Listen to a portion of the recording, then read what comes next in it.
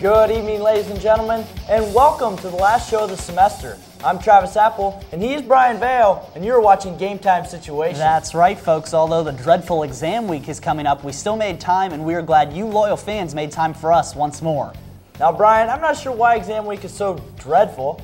I'm actually looking forward to it. No exams for me means a lot of basketball at the rec for myself. Well, for those of you who aren't taking it quite as easy as Trav, you have some long hours of studying ahead. Hey now, I've been through those times. It's nice to be an upperclassman. Now anyway, Gametime Situation. Yeah, Trav, that's what we call it.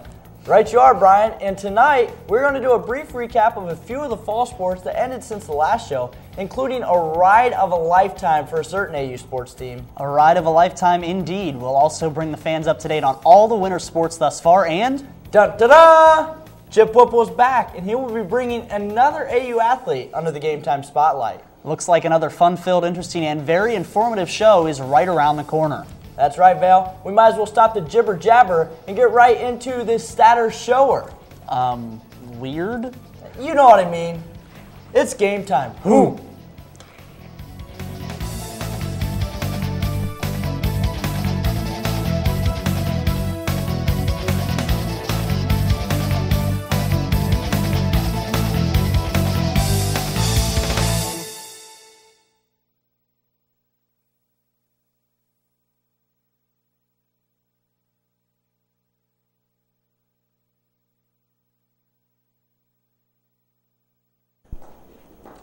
There was a long black. Do you not normally do this in post?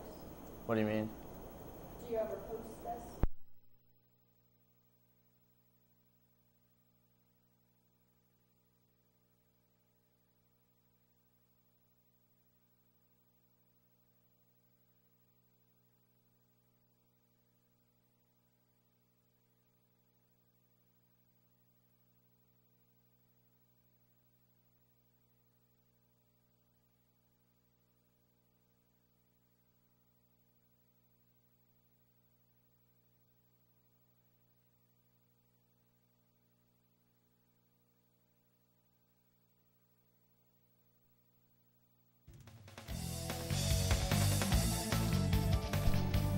Good evening, ladies and gentlemen, and welcome to the last show of the semester. I'm Travis Apple, and he's Brian Vale, and you're watching Gametime Situation. That's right, folks. Although the dreadful exam week is coming up, we still made time, and we're glad you loyal fans made time for us once more.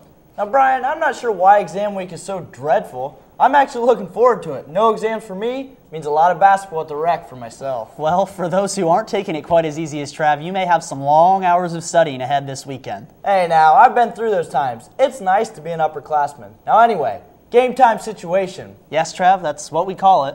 Right you are, Brian, and tonight we're going to do a brief recap of a few of the fall sports that ended since the last show, including a ride of a lifetime for a certain AU sports team. A ride of a lifetime indeed, Trav. We'll also bring the fans up to date on all of the winter sports thus far, and... Dun-da-da! Chip Whipple is back, and he will be bringing another AU athlete under the Gametime spotlight. Sounds like another fun-filled, interesting, and very informative show is right around the corner. That's right, Vale. We might as well stop the jibber-jabber and get right into the statter shower. Weird? You know what I mean. It's game time. Who?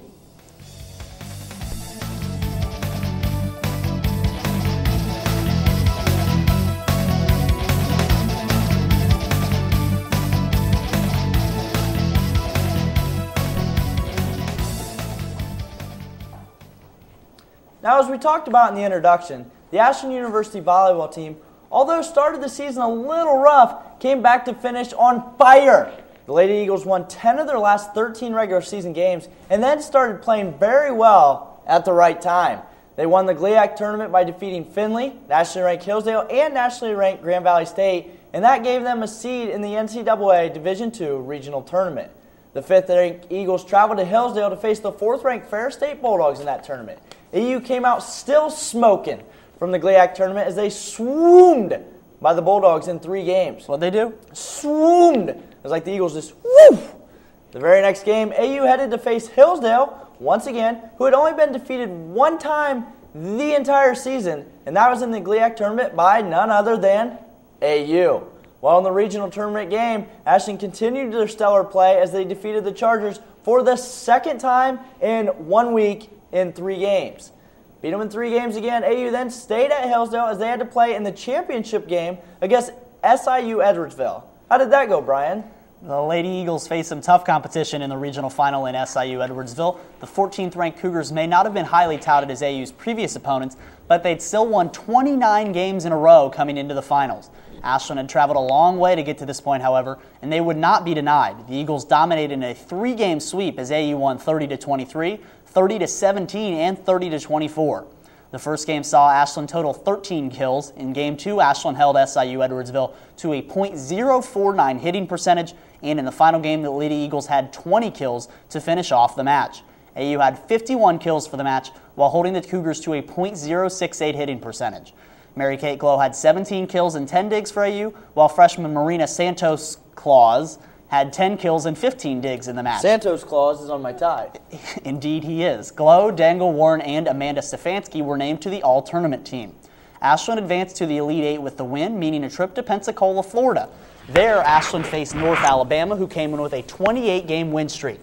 AU was 16-3 in their last 19 games, but their season ended at the hands of the Lions in a 3-game sweep. North Alabama won 30-25, 32-30, and 30-24 as the Eagles stayed with the Lions for all 3 games, but in the end could not get a win. In the first game, NAU had 14 kills to 18 kills for AU. The second game saw both teams register 18 kills in the closest game of the match, and then the Lions had 20 kills in Game 3, finishing Ashland's season.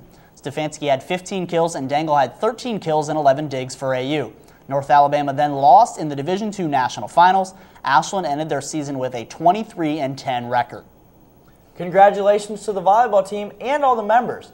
Now another fall sports team also played since our last show, and that is the AU football team. After a season that saw several ups and downs, AU traveled to Gannon for their last game of the season. The Eagles came out playing very well right off the bat as they went up 21-0 after just 1 quarter, and they were up 38-0 at halftime. The Eagles end up defeating the Golden Knights 45-14. AU had 4 touchdowns from running back John Schroeder, 1 from running back Blaine Mag, a Scott Thomas 44-yard reception from Nick Strantz, and a Ryan Young field goal. For the game, 10 players caught at least 1 pass. AU quarterbacks Billy Cundiff and Nick Strantz combined for 18 of 29 passing for 343 yards. Schroeder had scoring runs of 22, 2, 1, and 11 yards. AU's defense saw Gannon fumble 11 times in the frigid weather, and they lost 4 of them. That's a lot of fumbles. That is a lot of losing the ball. The Eagles intercepted a pass, had 4 sacks, and also blocked a punt. AU also led in total yardage 496, a season high, to 281. AU ended their season 4-6 overall and 4-6 in the conference. Congratulations to all the fall sports teams. Now it's that point in game time to take a quick timeout. But don't go too far. More Game Time Situation coming up.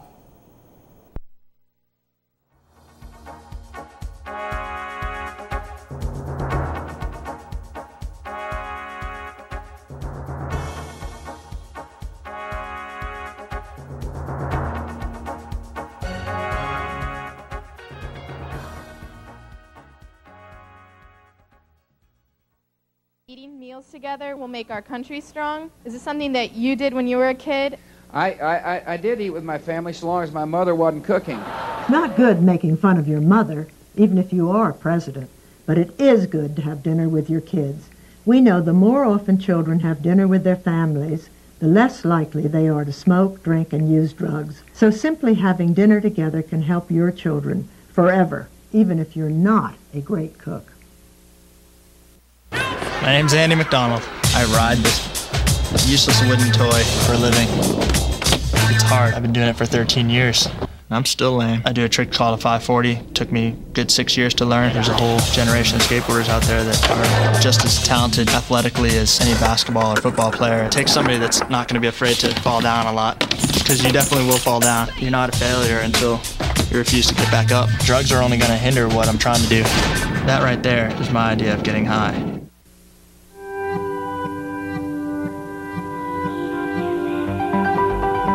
Does peace really have a chance within our lifetime? At Rotary, we believe it does.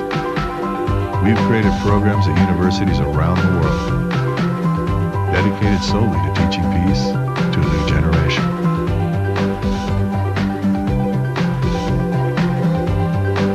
There's a new symbol for peace. Rotary. Welcome back from that first time out, and I hope you caught your breath because we have a lot in store in these next several minutes. Now, the men's basketball team started the year 2-2, and then it was time to play 5 straight home games, and obviously, nobody likes to lose at home. Just several days after Thanksgiving, the Eagles made sure they didn't stuff themselves too much because they were hoping to stuff West Virginia Westland. The Bobcats came out a little hungrier than AU in the first half as they led 48-43 at halftime. However, AU outscored the visitors 49-35 in the second half and came away with an 87-78 victory. AU was led by senior forward Greg Emmons, who had 27 points and 10 rebounds. Junior point guard Brett Bartlett added 24 points for the Eagles. Steve Gansey came off the bench for AU to score 8, and Tyler Rosenberg had 5 points and 4 caroms off the bench. AU forced the Bobcats into 15 turnovers and posted a 19-10 advantage in points off turnovers. With the first win of the homestand under the Eagles' belt, were they able to get number 2, Brian? Slippery Rock came to Cates Gymnasium having won just 2 games last season. AU beat them in 2005 and now look to get a home win over the Rock. Ashland did just that, sending the Rock rolling with a 97-71 loss. The wrestler, the Rock? No, the Slippery Rock. So they basically gave Slippery Rock the rock bottom? You could say that. Maybe they gave him the people's elbow, too. People's elbow as well. 6 Eagles scored in double figures as Bartlett hit 4 threes for 16 points to go with 5 assists and 5 rebounds. Gansey hit 4 threes also, scoring 16 points. Senior guard Rob McCray was the leading scorer with 17 points and 7 assists. Emmons totaled 10 points and 13 rebounds. AU shot 53% from the floor and made 13 threes in the game. The Rock shot just 37% in the second half, which saw AU outscore SRU by 14. AU led in second chance points 32-10. AU was really playing well, especially on their home court, Cates Gymnasium. It was no different in the GLIAC opener for AU as they hosted Lake Superior State. AU led for the most part of the game as they had 37-31 at halftime and finished with an 83-68 win. 4 starters reached double figures as Knight tied his career high with 26 points and Emmons contributed 14 points and a career best 15 rebounds. Bartlett had 16 points, including 3 triples, and McCray added 11 points. How did their second GLIAC game go? Coming off their first GLIAC win, Ashland wanted to keep their hot play going against Michigan Tech. At home, AU used a quick start to vanquish Tech as the Eagles won 78-57. In the first 20 minutes, AU hit 7 threes to take a 46-31 halftime lead. We're a very good three-point shooting team. They can shoot the rock. AU maintained their lead in the second half, holding Tech to just 31% shooting from the field. Emmons had 26 points and 9 rebounds in the win, while Knight had 20 points, 6 rebounds, and 4 assists for the Eagles. AU had a 25-14 edge in points off turnovers as well, and the win advances AU's win streak to 4 and puts them at 6-2 on the season with a game tonight against Mount Vernon Nazarene at Cates Gymnasium. Be sure to check out the live play-by-play broadcast following this very show.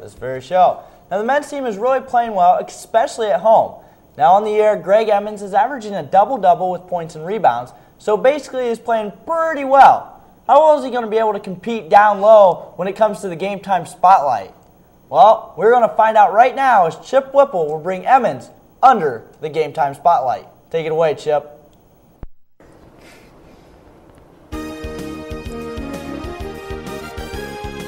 Thanks, guys. I'm Chip Whipple, and I'm here with senior Greg Emmons from the AU basketball team. How you doing, Greg? Good. How you doing, Chip? Are you ready? Ready to go. The team so far this year is 6-2, off to a great start, 2-0 in the GLIAC. How do you account for the team's early success? I'd say definitely, as of late, our defense has definitely turned it up. That was a key point, or really one of our problems early on, and we were struggling. We knew we could score, our breaks fine, and we just needed to learn how to step up defensively. We seem to have done that as of late. Now, you as an individual, you're averaging 20.1 points per game this year and 10.5 rebounds. Those are really good numbers. How were you able to put up those numbers this year? I don't know. I think it's just a part of being a senior and knowing that this year is the year for me to step up and, take responsibility as a captain and as, senior leadership. I think that's important to, we start 4 seniors and Matt, Rob, Vaughn, and myself, and I think, for us to display to the younger guys, this is how you do it. I think that's important in any program. Now, you guys have a game tonight, and you have a big game against Findlay this weekend at Findlay. How are you going into those games? What are your mindsets, and how important do you think those games are? One of the biggest things Coach has harped on this week is, don't look past tonight against Mount Vernon. They got a good team coming in. Mark Hess, the guy I played with in high school, real good friend of mine. They're going to be ready to play, and we can't look past through this game at Findlay. Of course, Saturday's a big game at Findlay, but definitely want to get this one tonight first. Now, you kind of have a unique style of play because you can post up inside, but then you're also deadly with the outside three-pointer. Out of any NBA player, past or present, who do you think your game most reflects? That's a pretty tough question. I'd have to say that as of right now, maybe Dirk Nowitzki for the Dallas Mavericks, just because, he doesn't like to, when he catches down low, he's more of a fadeaway guy, but I like to go to the hoop. That'd be probably one of the biggest differences, but I like his shot, and his game is pretty nice. You're a senior this year. What are your plans after you graduate this year? It's pretty tough right now. I don't plan on graduating until next December, so I got, this next semester and then fall of 2007, but I'm really trying to figure that out right now. One goal that I've set for myself is to maybe get the opportunity to go overseas and play. If I could do that, that'd be great. If not, I'm ready to work and start making money. I'm not sure what I want to do yet. Now, you're from Ashland originally. You went to Ashland High School. You played basketball there. How is it getting to play in front of family, friends, just being able to play in front of your home crowd during, really home games? It's really nice. Coming as a senior out of high school, I wasn't real quite sure on where I wanted to head to, but it seems I really made the best decision, and I feel great. It's nice to play in front of your grandparents and your mom and dad and your brothers, and they're all very supportive. So it's nice to have them close to me. And finally, this is your senior year. What are your biggest goals for the team this year? What do you guys want to achieve with 4 starting seniors? What's the biggest thing you guys want to achieve this year? Without a doubt, it'd be to get an NCAA berth. That was one of the goals we set as a team early this year.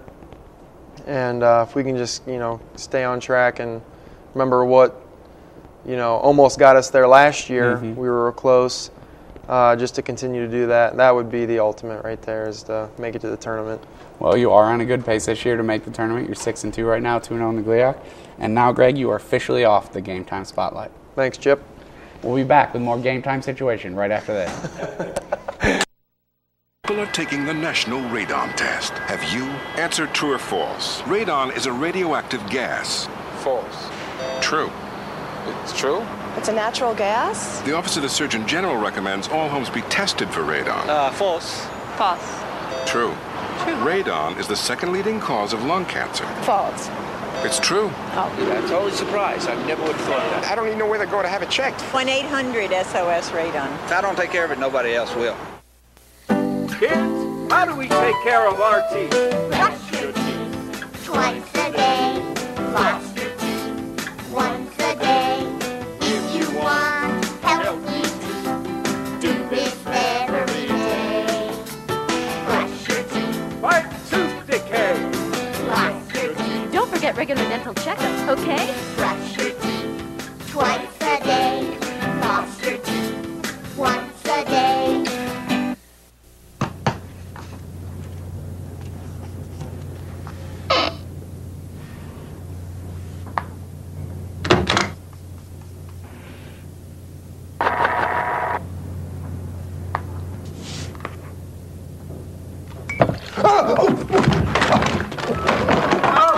E-File. Get receipt confirmation and a quicker refund. Log on or tell your tax preparer to e-file for you and join the 53 million e-filers who consider it done.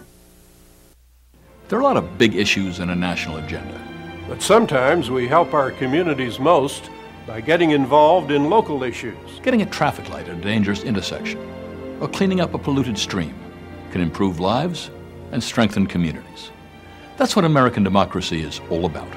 I've always liked the attitude of the carpenter who said, "I cannot solve the world's problems, but I can help build this house." Together, we can build a better future. Get involved. Now it's nice to see everyone back. That was our last time out, so hopefully you have the energy and enthusiasm to get through the rest of the show. Now, the AU women's team also played several days after Turkey Day, much like the men, in the AU Holiday Inn Express Thanksgiving Classic. That's a mouthful. That is Get a some mouthful. turkey in your mouth with that, too. And some stuffing. There you go. The first game for AU was against Ohio Valley. In a high-scoring affair, the Eagles ended up winning 100-91 in a women's basketball contest. That's a lot of scoring. AU led 46-39 at the half, and for the game, shot 60.3%. The seniors led the way as Catherine Porterada and guard Amber Raw scored 33 points each. That's 2 high individual scores as well. Porterada also pulled down a game-high 9 rebounds, and Raw added 4 steals and 4 assists. In the next game of the Thanksgiving Classic, AU hosted California, PA that is. How did that go, Vale? After the high-scoring affair on Saturday, the women knew that they would be in for a more physical game Sunday against Cal PA. The 25th-ranked Vulcans matched up very well with Ashland, providing a back-and-forth contest throughout. Cal made a layup to go up 64-63 in the final 2 minutes, and then after sophomore guard Alethea Lamberson hit 2 free throws to give Ashland the lead again, the Vulcans hit a jumper in the lane. After a timeout by Coach Sue Ramsey, Amber Rawl hit a baseline jumper with 18 seconds left to put AU up 1. Cal rushed down the floor and hit a short jumper in traffic with 6 seconds to go, and then Lamberson's elbow jumper bounced out at the buzzer, giving the Vulcans a 68-67 win. Rawl had 20 points on 6 of 17 shooting, while Porterada had 18 points and 11 rebounds. Sophomore forward Betsy Morrison had 14 and 10 for the Lady Eagles as well. Now the Eagles were then hoping... Brian, get off the screen. I love the camera. Jeez. Gotta have it. Brian, you're still on the screen. I'm here. I love it. I'm just going to talk about the Eagles, and they were hoping to bounce back from that loss, as they also hosted Lake Superior State in their GLIAC opener. However, the Eagles were not able to hold on to the ball very well, as they committed a season-high 27 turnovers, as the Eagles built a 33-11 edge in points off turnovers. And that proved to be the deciding factor in the game. Rawl paced AU with 15 points, Porterada had 14 points, and a team-high 9 rebounds. Lamberson had 12 points, and Romine contributed 11 tallies. Were the Eagles able to get their first GLIAC on Saturday? Well, after that loss, AU faced Michigan Tech at Cates Gymnasium. The Lady Eagles had led throughout the first half, but a late run by Tech tied the game at 40 at halftime. Tech scored the first 7 points of the second half, and AU never recovered. The 86-79 loss dropped Ashland to 0-2 in the league for the second straight year. Rawl scored 26 points on 10 of 18 shooting to lead the Eagles. Tech shot 57.4% from the floor in the win. The ladies are now 4-3 on the season and will head to Findlay Saturday for their next game. Now, one of the toughest winter sports teams on campus is the AU wrestling team, no pun intended. The team is currently ranked 15th in the country and 2nd in the regional rankings, and they have several wrestlers ranked nationally. Several Saturdays ago, the Eagles hosted the 14th Annual Harris Auto Center Open, and the event attracted 275 wrestlers. One wrestler said, quote, "There are no weak wrestlers here. Everyone's good," end quote. So just from that, we knew it was going to be a battle all day. For AU, senior Eric Lakia took first place in the 165-pound class, going 5-0. At 149A, Marcus Gordon was the runner-up, going 3-1. Freshman Kyle Kanaga placed third at 133, going 4-1. And finally, at 157B, Tony Bradbury went 3-2 and finished fourth. Now, Vale, this wasn't the only big meet AU held. How did they do at the next one? The men hosted the 9th Annual Simonson Invitational last weekend at Cates Gymnasium. 6 Eagles took first place, as it was Kanaga at 133 pounds, Gordon at 149, Bradbury at 157, Lakey at 165, Dave Crowley at 197, and Josh Ohl at 285 pounds. That's good. 4 other Eagles finished second in their class, enough to give AU the team title for the event, which featured 8 teams. The team's next match is December 16th at Cates Gym, the WG Masonry Duels. Now from grappling to swimming, you're going to do the backstroke? What about the freestyle? I can freestyle, you know, like Eminem and everybody, and battle rapping. If that's what the type of freestyle you want to do, that's fine. Well, the probably men and women's swimming team, they've been swimming pretty well so far in the 2006-2007 campaign. Several weeks ago, the new rec center and the swimming teams hosted Wheeling Jesuit. On the day, the AU men improved to 6-0 with a 72-36 triumph. Chris Fetty won the 200 freestyle and was part of the victorious 400 medley relay. Kevin Rapian, former Game Time Spotlight participant, led the field in the 200 IM and was part of the 400 medley relay. At As well, Sean McGraw brought home gold in the 50 freestyle. Todd Pollock won the 1650 freestyle. Jack Deeks hit the touchpad first in the 100 butterfly, and Omar Fatala, former Game Time Spotlight, won the 100 backstroke. How did the women fare in the same meet, Brian? The women beat Wheeling as well, winning 92-44 on November 10th. Lizzie Wormer won the 200 freestyle, Emily Hilgert won the 50 freestyle, and senior Megan Kroll won the 200 IM. Janice McCloskey won the 100 butterfly, and Amy Bland took first in the 100 breaststroke for AU. The win moved the ladies' record to 4-2 on the season. That meet was just the tune-up, as last weekend both swimming teams hosted the AU Invite, which was a 3-day event. The men topped their 4-team field with a score of 2,104.5. Indianapolis was second, Edinburgh third, and Gannon fourth. On Friday, the men won 2 events. Fetty won the 200 backstroke, and Jesper Madsen claimed the 200-yard breaststroke. On Saturday, the success continued as the men won 3 events.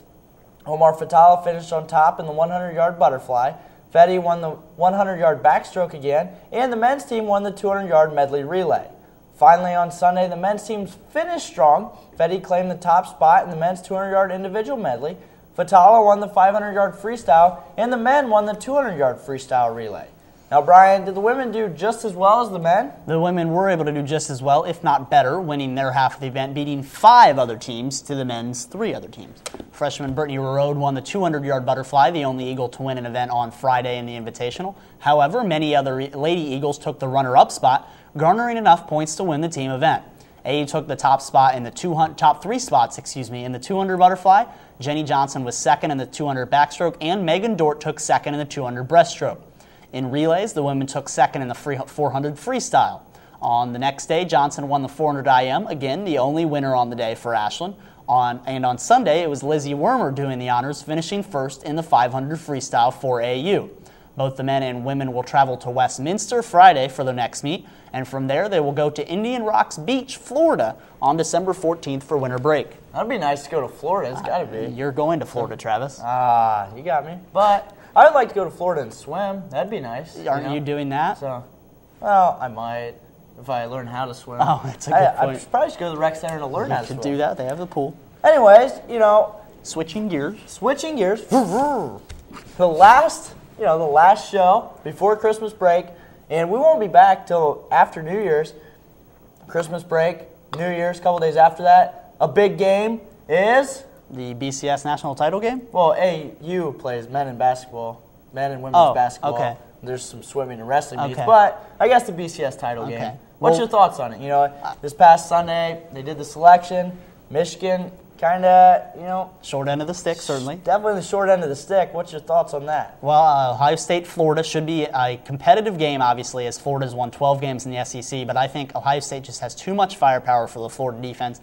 I watched a lot of the SEC title game last week against Arkansas, and I feel like Florida was unable to stop guys like Darren McFadden and Felix Jones, who have talent in their own right, but with a backfield like Antonio Pittman and Chris Wells, who are just as good as McFadden and Felix Jones. Are they going to be able to stop them? And then you throw in the Heisman Trophy winner at quarterback, Troy Smith, and then some pretty good wideouts. Ohio State 31, Florida 21. That's your pick, huh? That's what I'm going with. Really? That's what I'm going with. Beating them by 10, huh? See, I actually see Ohio State scoring more than 31 points. Okay. Florida's SEC's defenses are tough. They are tough, but Ohio State's got something to prove right here, and they want to go undefeated. They want to win the title. Now, on another note, Michigan, you said, got the short end of the stick. Are they going to be motivated to come out and play USC? I mean, you would think it is the Rose Bowl. It's bad that the loser of the Ohio State-Michigan game was going to the Rose Bowl. Right. Feeling bad. Shouldn't do that. But they've lost 3 bowl games in a row now, Michigan has. And they lost to USC 3 years ago in the Rose Bowl. And I think they have a lot to prove on the West Coast. They want to come out and show that they can play with the powers of the Pac-10. Lost to USC, lost to Texas, and then lost that Alamo Bowl to Nebraska at the end of last season. Oh, that's true. Well, anyways, like I said, this is our last episode. Now, before Christmas break, so good luck with the exams. Now, anyway, it's almost my birthday, and you haven't got me anything yet. No, Trav, I haven't. And I know that's not the only bad news I'm about to give you either. And you know why? Why? Well, we're almost out of time for this show and for this semester. That's not good nor fun. Now, I'm sure people would rather watch us than study for exams. Well, that's true, but yes, it is time to go. But don't worry, we'll be back January 24th. That's a Wednesday. Same time, same channel, same day of the week. Good call. We'll once again bring you up to date on all the winter sports with highlights and much more. And Chip Whipple will bring another AU athlete under the Game Time Spotlight. We would like to thank all you loyal fans and everyone that has helped us make this a success during the first semester. Yes, thank you guys. Also, we want to wish you good luck on all of your exams, and we hope you have a happy holiday and a safe new year. Remember to stay tuned for the live play-by-play coverage of AU men's basketball right now. So basically, I need to get running over to the gym. So that's all for now. That's all for the semester. Have a great Christmas. Happy New Year. Good luck on the exams. We'll see you Wednesday, January 24th. See you guys.